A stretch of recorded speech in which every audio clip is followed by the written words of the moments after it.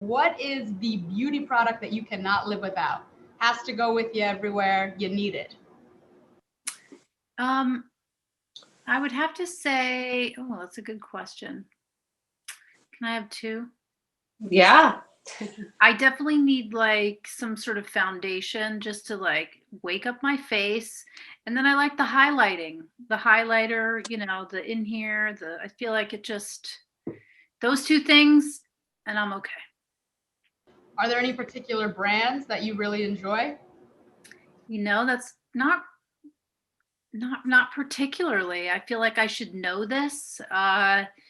You should know I'm a former athlete, and I used to wear like basically whatever I was eating on my face only. So Yep, I have no brand taken me loyalty. a long time to be able to judge properly, and I currently don't have favorite brands. I mean, look, a Chanel foundation, absolutely. Like, I die for it.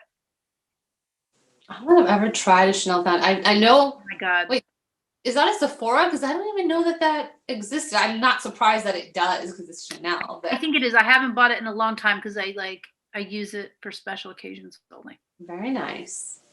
Yeah. So, Nicole, if you could have cocktails with anyone living or dead, what would you drink? It doesn't have to be alcohol. And, what would you guys talk about? Ooh. Damn. I only get to invite one person? You can invite whoever you want. You know what? I want to have kombucha and tequila with Harriet Tubman. Oh, wow. Because I feel like that woman, I watched Harriet twice, that movie, and look, growing up, what she did, but then watching the movie and the specifics, I mean, this is your quintessential badass. Like, she got herself out and then went back in numerous times when they wanted to kill her. They had a what is it called? The whatever on her. I mean, she dressed as a man. She was going up against the government. She was like going up against all these things that are happening now. She was taking them on head on, and that is just one badass woman.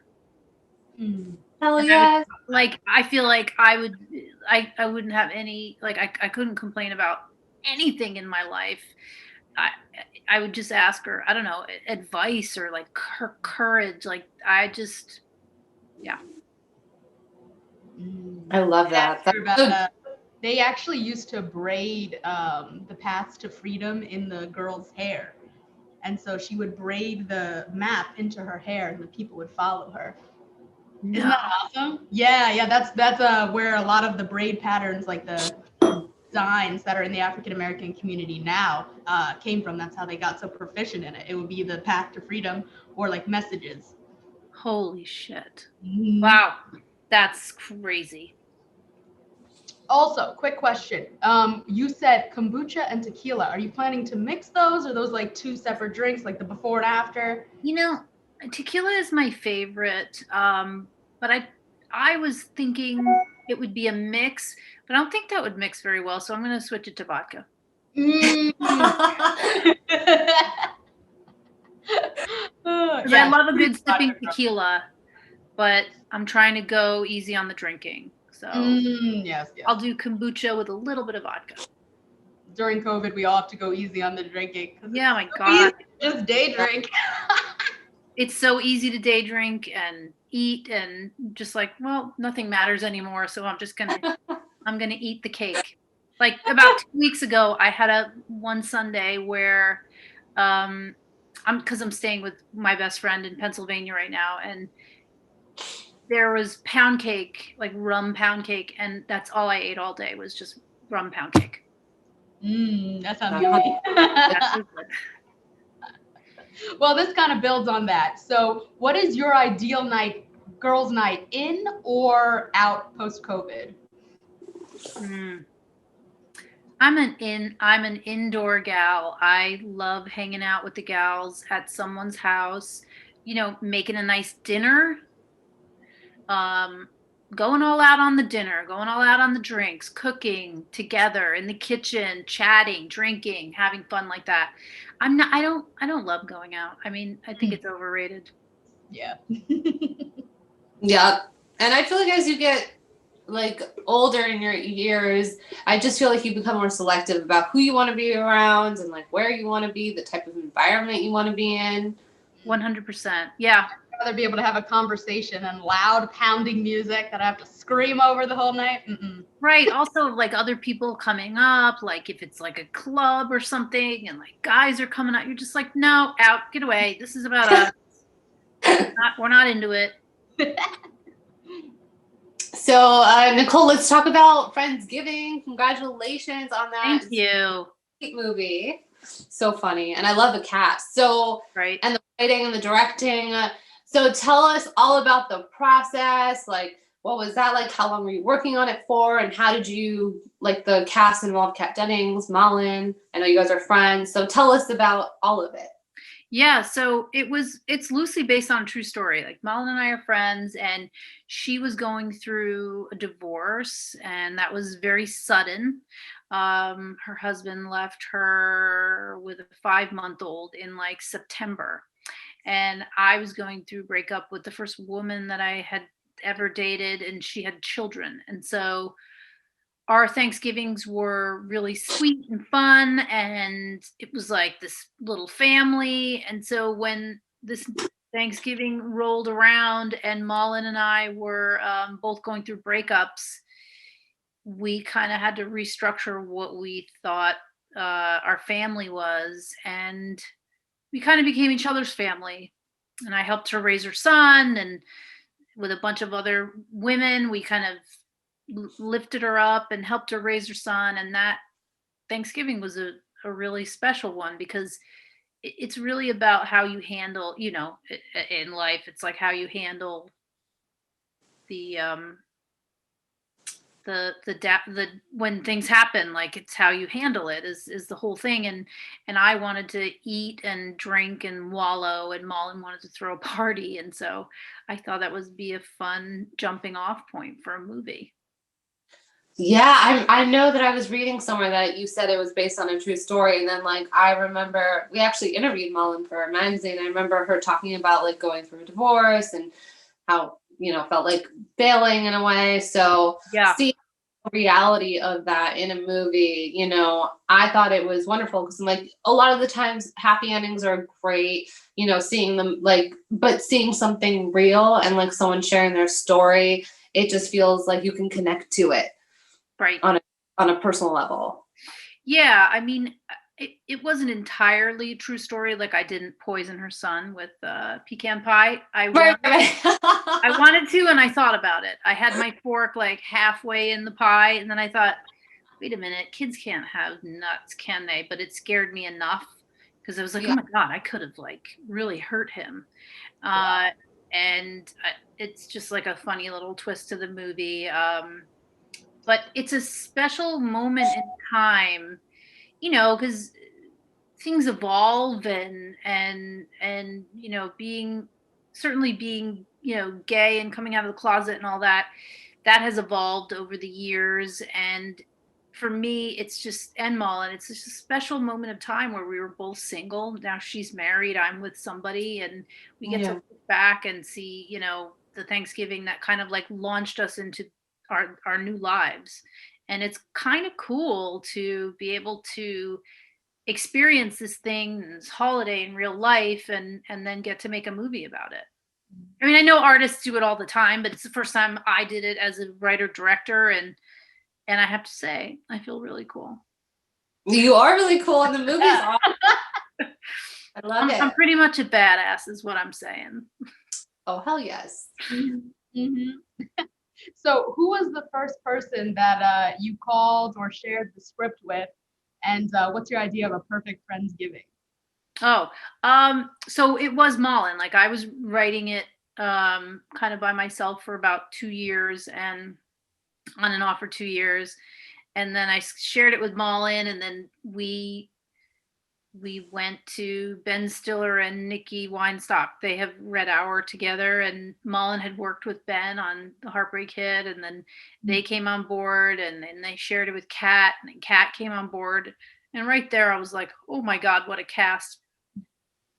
And then everyone else, like, it just blew my mind when people just kept saying yes, from Aisha Tyler to like Margaret Cho, Fortune Feimster, Wanda Sykes, all those gals. Like, I could not believe how many people said yes.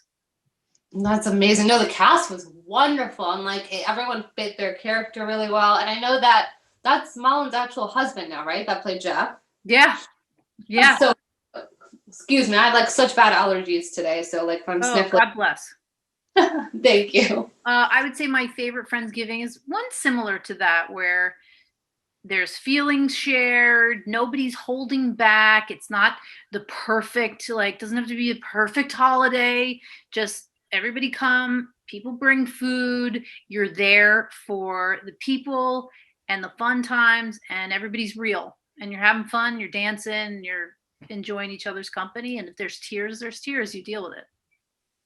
No, it's what Thanksgiving or Friendsgiving is like sharing stories, secrets, or just being together and being like real with each other. And there's like an emotional element to that holiday for sure. Yeah, I think it's such a great holiday because it's my favorite one, actually, because it's the first of all of the holidays. I mean, I don't count Halloween.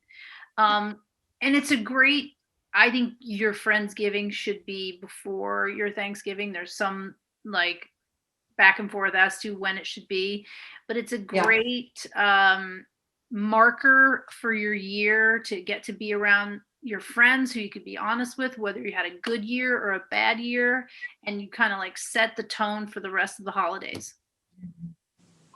Definitely. I love Thanksgiving. I love the food part. Yeah. So, you know, you're obviously successful and you've, I'm sure, faced your trials in the industry. So for someone who wants to follow in your footsteps, what advice would you give them? Keep going. Keep going, but have a side hustle. Because you can do this career for the rest of your life if you really love it and you really love creating things. You could do it for the rest of your life. It may not look like what you think it's going to look like, but maybe you have a full-time job that you kind of like, but you write scripts on the side, and then you sell them, or like however you want to fit into this business. I believe there's room, and it's not about like calling up the big wigs in Hollywood or whatnot. It's about the people that you meet, and it's about your relationships. And you have to foster that, and you have to care for those relationships. And as you grow, they grow, and eventually you get to a point where you do hand a script to a friend, and you do have the ability to make it. It's not easy. I love that. I love that. It's such good advice. That's, you know, it's true. You should really value the relationships you have. And like everybody wants to work with people that they like. I mean, at least I can say that, like, if you'll have more fun, I feel like you're more passionate, and then it'll just evolve from there. Yeah. And just look at your circle, like be around people who want to see you succeed. Yes. Yeah. I love that. So everyone faces challenges in life. So we would like to know what challenges you've faced and how those have helped you evolve and grow. Reflecting back on your life, whatever you feel comfortable about sharing. If you have anything that you faced that's a challenge, or what you've learned from those experiences. I think I would say, when number one, truly believing in yourself, when you don't necessarily fit into the molds that's out there, knowing trusting and loving yourself enough to not really listen to anyone else. I think I had I think I had a confidence. I had to battle with like self confidence in my early years, and I looked to other people for my confidence, and look, you go out to Hollywood, like nobody's gonna pay you any mind, and so I think I spent some years like trying to seek approval from other people, and I think that's just a waste of time. I think you really the love that you're looking for is really inside of yourself, and you have to find it and give it to yourself first. It's a little cliche, but No, no, that's very profound, and I think it True. takes me to get to that level, to of that self awareness, to face that and to recognize that, because sometimes we just want to sweep things under the rug, and we're like, all right, no, I don't want to acknowledge this. I'm just gonna ignore it, and then you start to see the same patterns in your life, and then you really are like, okay, I gotta really sit with this and like figure out what's going on in me, so I can find that self love, so I stop attracting these people. Because maybe in your life too, like when you felt like you weren't confident, unconsciously you were attracting similar people on that wavelength, because you weren't at that level of awareness yet, because you're afraid of it. That makes yeah. sense. Yeah, I mean, you touched on a really good aspect of that, in that kind of whatever you however you're like vibrating, that's what you're gonna pull in, and there's people are a mirror for how you feel about yourself, and you dictate how, you know, people will treat you, and I think as women we're taught to be deferential, and we're taught to be, you know, positive all the time and nurturing all the time, and you know, that's some, I don't know who wrote those rules, but they need to be broken, because we women, we're all things. We can be all things at maybe not all times, but it's it's just important to see what you're pulling in, and be able to have those boundaries, or love yourself enough to have those boundaries to go like, wait a minute, what inside of me pulled this in, because I don't feel like I fit with this, or I don't jive with the way this person is either treating me, or what they're saying to me, or if this job doesn't fit me, or, and I think it takes a while, especially in entertainment, like because you're maneuvering through this like kind of freelance business. Yeah, absolutely. That's so profound and deep, and it's true. I think as women too, like we feel like we have to put ourselves in a box sometimes. Like we have to be proper with makeup, we get our nails done, we have to act a certain way, and that's just not real life. No, it's not. Look, I love to feel good. I do love getting my nails done and stuff, but oh my God, if you would have seen me when I was directing Friendsgiving, I looked like a wildebeest. I did. I had an eye infection, an ear infection, because normally you get like six weeks to prep. My producer was like, "You're a first time director. We'll give you 8." By the time everything shook out, I had 3, and I was doing a major rewrite at the time, and it was, I mean, I was up all night writing, and then director prep. I would sleep from like 5 to 10, and then wake up at 10, and then go in by 11, and then just do it all over again. So I was so sick, and I wanted to have one of those cool photos of me like on set, like directing, but I just like my half of my eye was like falling out. So it was just like white and red and disgusting. So. That happens though. I feel like on sets, and especially when you're doing a project that you're so passionate about, like you don't sleep and you don't like eat and you get sick, and then you're just like your adrenaline is pumping and you're excited, but then you just crash at one point. You're like, okay, Oh yeah. Yeah. And there's something to be said for that. Like energy that's pumping through that adrenaline when you're doing what you love. Yep. Yes. I could work on set for like 16 hours a day. You put me in a call center, I'm like, I need to go home. 2 hours. Yeah. Oh, Get me out of here. Yep, it's the creative juices. Yep, it's true. So, Nicole, what's a mantra that you live by daily?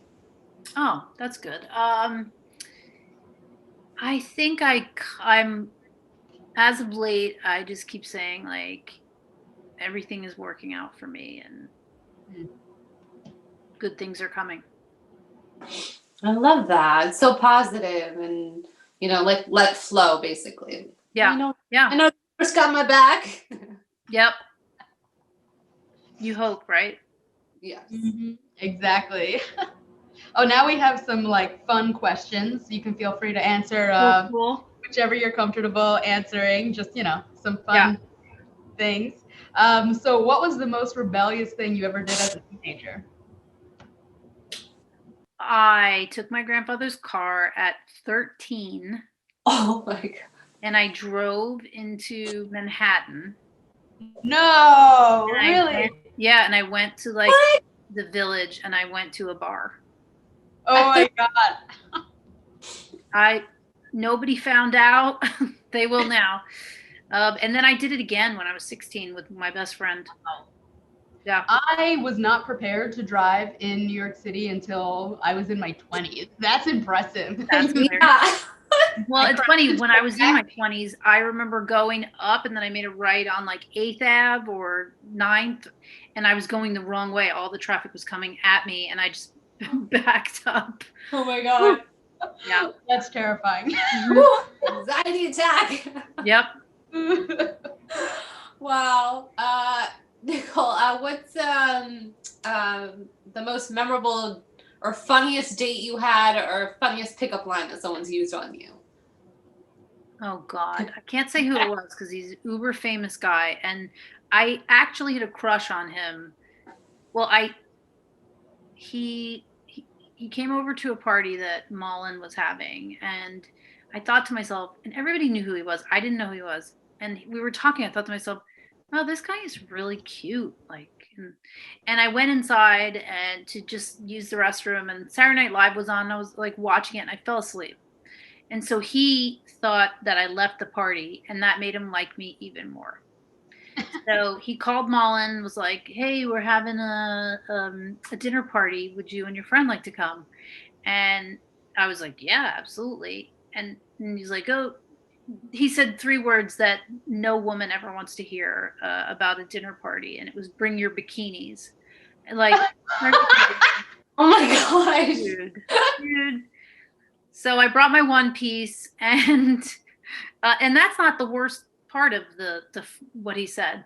He was instantly different. He was in like, I'm gonna get this girl, like I'm Mr. Hollywood mode, and he was in his little boy shorts and out of the water, so there was like beads of water going down and I was very uncomfortable. There were all these models there. I dove in the water. I had mascara all down my face. Like, this was not my best moment. He was leaning up against the refrigerator and he goes, "My grandfather has a saying." And I was like, "Oh, what's that?" And he goes, "When in doubt." Oh my! I was like, okay. I was like, I gotta go. Yeah. I gotta go. Goodbye. Yep. That just took your cuteness level from 10 to 1. Totally. And at the party, we were having a really great conversation, and I was like, God, this guy is really cute. But who has a dinner party that's also a pool party? I'm very confused by people this. in LA. People in LA. Oh my wow. Yeah. That.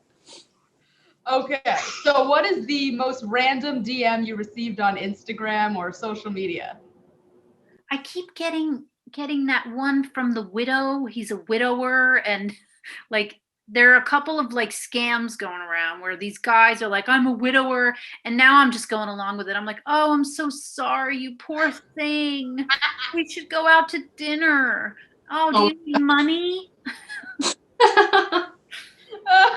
Like, That's so funny. yeah. Former military guy is now looking, widower. If that happens to you, just keep it moving. Oh, wait a second. I've gotten messages from someone too on who's like in the army. They're like, "Are you married?" And they like message me from different accounts. Yep. This is the same person. Yeah. I think it's a scam. So creepy and weird. So what is a pet peeve of yours? I think when people are like really gossipy and catty, I'm just like, come on. Like we all have our things. People have bad days. People have like, just come on. You're better than that. I don't know. I just don't have time for that BS. What's that? They're like trying to pretend like they're warning you. They're like, "Oh, I just wanted to let you know." Right. That like, no, like a concern. Totally. I had a friend who's like, do you think, she said this about one of my friends, like, do you think she minds being the breadwinner? Like trying to be this like all cutesy and like getting me to talk more about my other friend. And here's the thing, sometimes I don't realize it. And I'm like, blah, blah, blah, yeah, blah, blah, blah, blah. And then afterwards I was like, I feel like, wait a minute, like that wasn't pure intentions. Mm-hmm. Mm-hmm. That's not cool. That's not cool. That tastes like Splenda in your mouth. Yes. Yes. All right. So what was the last thing you Googled? Oh, should I check? Let me see. Hold on. I hope I can say it.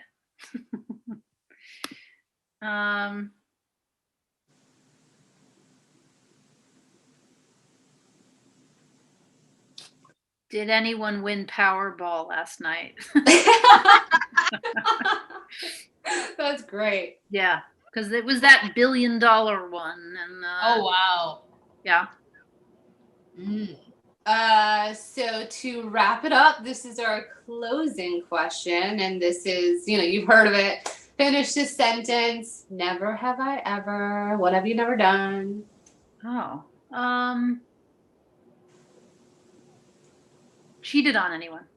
I love that. Yeah, my best friend and I were talking about that last night, and I've never cheated on anyone. I just come on, man. Like,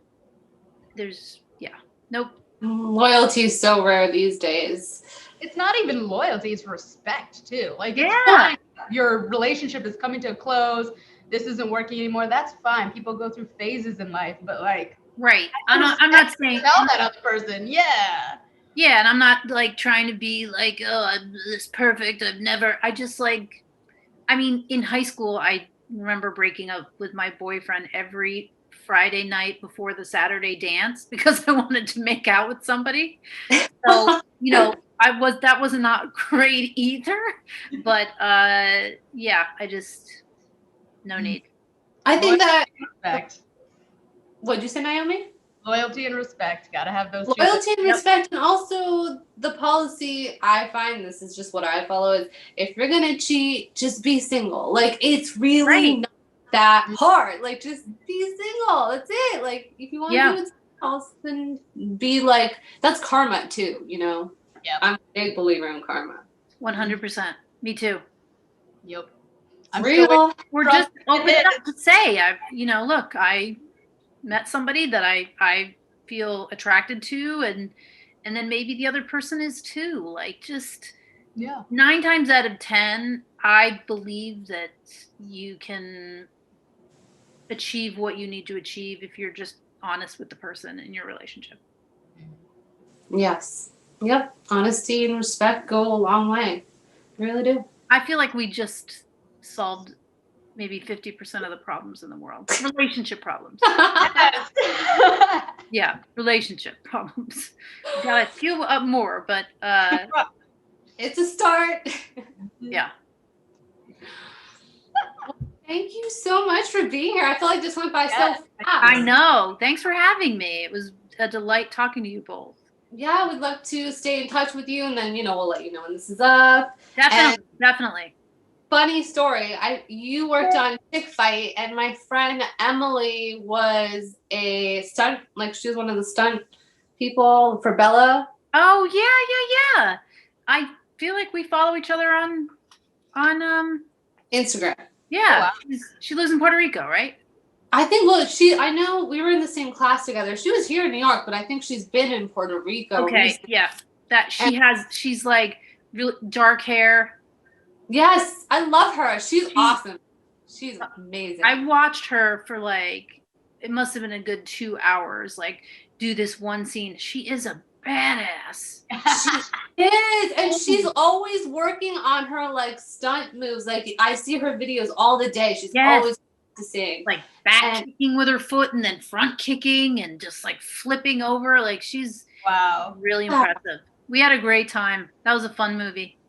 And Victoria, I think she had a small role. Oh yes, she had a great part. She and I hung out. We were kind of in the background of a scene together, and then we just were hanging out for a couple of hours. She was awesome. She's so sweet. They were both in my stunt class, and it's funny that they both got the role there, just how it all worked out, and then it's all the connections, and then now I'm meeting you, so it's funny. All world.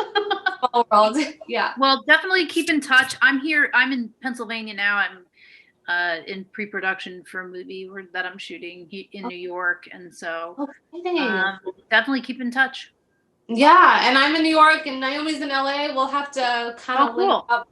COVID is over. Yes, love that. I'm back and forth between the two, so would love to. Awesome. With some fun ladies. Awesome. Thank you so much, Nicole. You're welcome. Thanks for having me. Talk soon. Yeah, bye. Bye.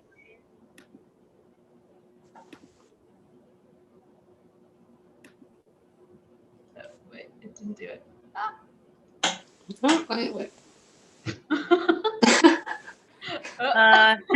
was you trying? Hey. I can't find my screen.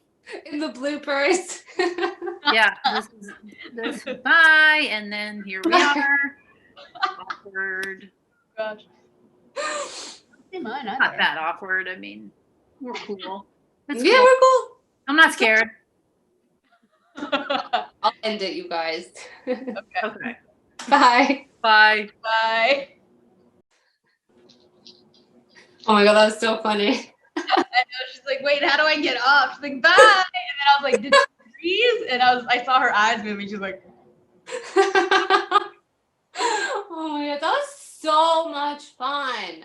Oh yeah, she was great. It was awesome. And I felt like that went by so fast. Yeah, she was just very easy to talk to. It was a lot of fun.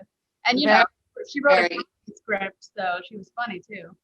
She's hilarious. Well, I mean, she wrote a comedy. She's been in, a lot of comedies, but this was her first directorial debut. I'm saying it right? Yeah, directorial debut. I can't talk today. Oh my god. So that conversation was so epic and fun. Just oh my god, I can't believe that guy. I know, right? And bring your bikinis to a dinner party. That's so weird. I know. Can you imagine it's having a nice dinner party, your glass of champagne. It's let's go jump in the pool. What? Oh god. I know. And I don't know if that's a Hollywood thing. It must be, because I've never heard of that. In New York, if we're having a pool party, that's a kid's birthday party in the middle of Saturday afternoon. And dinner party is fancy. You're going out with friends and downtown, to have a nice dinner, or they're cooking something really special in their apartment. I know. I think But I mean, like, I know that people have parties by the pool because a lot of people have that in LA for sure. So like, you can be sitting outside, but yeah, like bring your bikini. Like, Or like he said a dinner party. He didn't say a barbecue. He didn't say get together. He didn't say a birthday party. He said a dinner party. What do you like in your mind when you're picturing dinner party? You're picturing like a bunch of classy people. I know. Like drinking wine. Seriously. And what was it? What else did she said something else that was, I mean, she said a lot of funny stuff. Oh, the fact that she like took her car out when she was 13. I cannot believe she drove in Manhattan Into the city and had at 13. to a bar. I know. I would have like crashed into everything. Like those taxi cab drivers are intense. Wow. I know. And again at 16, and no one found out. Like 13. she took it, she came back without a hitch. Like no one found 13, out. right? She was 13. Yeah, 13, and again she said at 16 she did it twice. Oh, right. Yeah. I feel like I'm gonna listen to her stories all day. Yeah. She needs to write more scripts. Yeah, I know. Maybe on that, like teenage girl, like getting wild, going out for the night, taking her grandpa's car. Oh my gosh, sees that, or her family sees that. Oh my god. Her grandpa was like, something was up.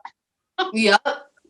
Well, you guys, thank you for joining us, and stay tuned for more beauty cocktails and girl talk. Bye.